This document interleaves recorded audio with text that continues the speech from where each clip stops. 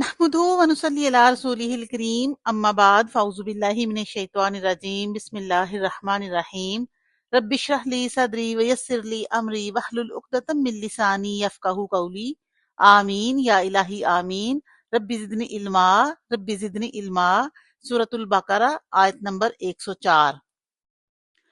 یا ایہا الذین آمنوا لا تقولوا رائنا وقولوا انظرنا واسمعوا وللکافرین عذاب علیم۔ یا ایہا الذین، اے لوگو جو آمنو ایمان والے ہو، اے لوگو جو ایمان والے ہو، لا تقولو نہ کہو تم، رائنا رعایت کیجئے ہماری، وقولو بلکہ کہو، وقولوا انظرنا بلکہ کہو نظر کیجئے ہماری طرف، واسمعوا اور سنا کرو، وَلِلْكَافِرِينَ اور کافروں کے لیے عذاب عذاب ہے، علیم دردناک، اور کافروں کے لیے عذاب ہے دردناک۔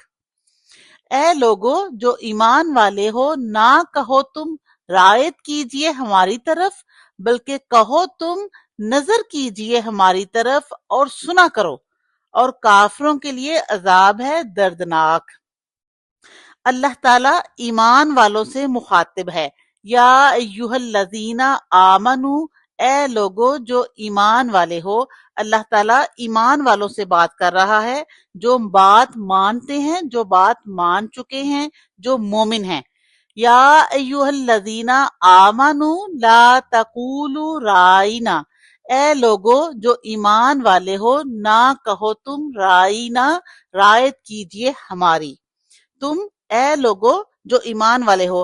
تو اللہ تعالیٰ جب اپنی دنیا کے لوگوں سے باقی ساری دنیا سے بات کرتا ہے تو کہتا ہے یا ایھا الناس، اے لوگو، اے ساری دنیا کے لوگو۔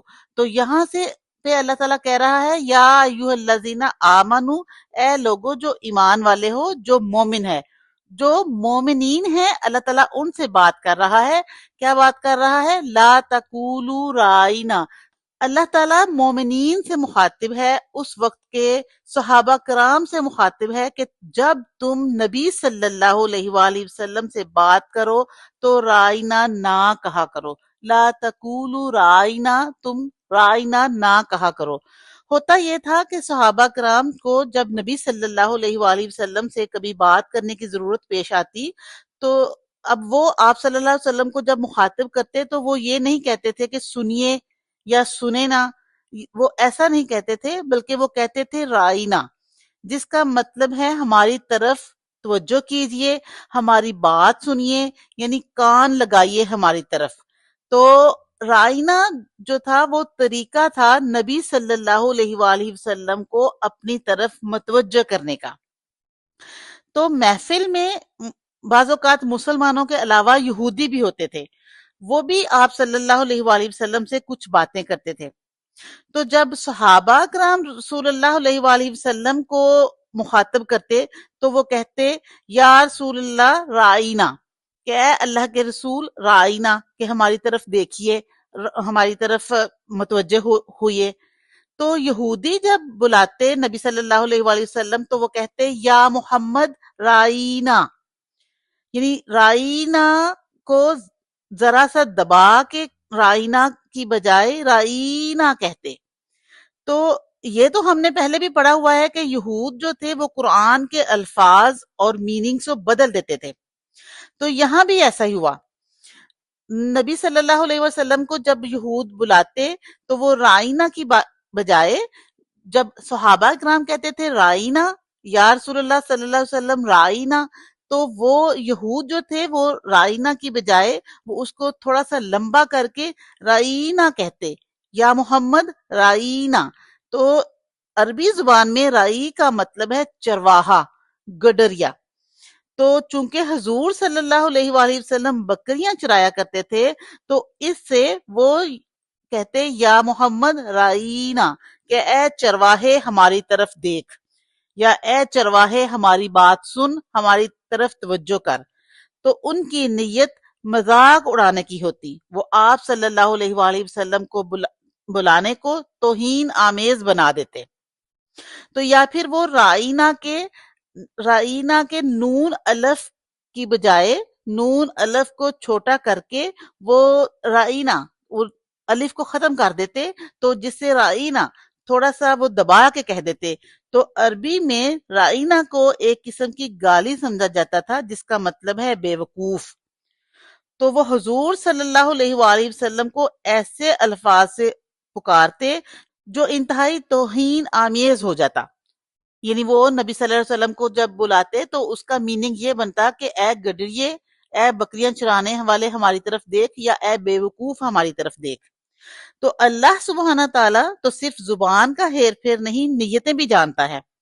تو اللہ نے اہل ایمان سے کہا کہ تم لوگ رائنا کو چھوڑ دو، لا تقولوا رائنا، کہ تم لوگ رائنا کو چھوڑ ہی دو، ایسا کہو ہی نہ، بلکہ اس کی بجائے وقولوا انظرنا، بلکہ کہو تم نظر کیجئے ہماری طرف، یعنی انظرنا کہنا شروع کر دو۔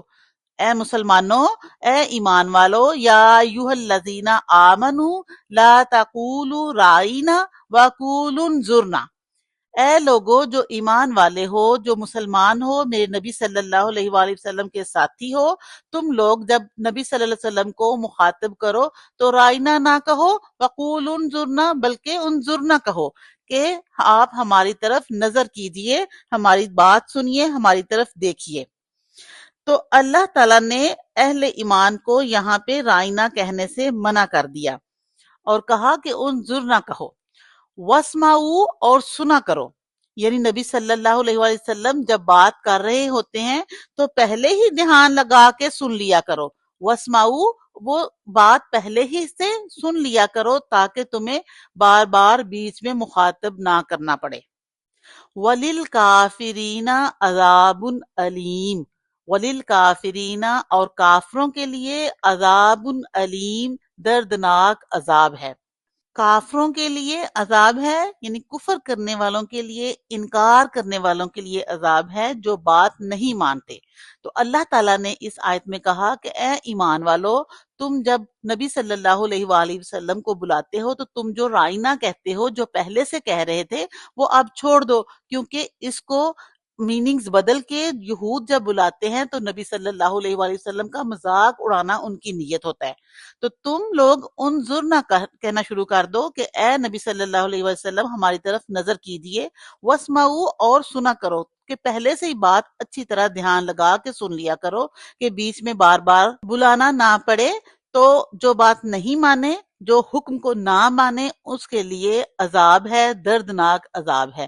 وَلِلْكَافِرِينَ عَذَابٌ علیم، اور کافروں کے لیے، بات نہ ماننے والوں کے لیے، حکم کو نہ ماننے والوں کے لیے عذاب ہے دردناک، جہنم کا دردناک عذاب، جس کی تفصیل قرآن میں جگہ جگہ پر ملتی ہے۔ اللہ تعالی ہمیں آخرت میں عذاب سے بچائے، آمین۔ السلام علیکم ورحمۃ اللہ وبرکاتہ۔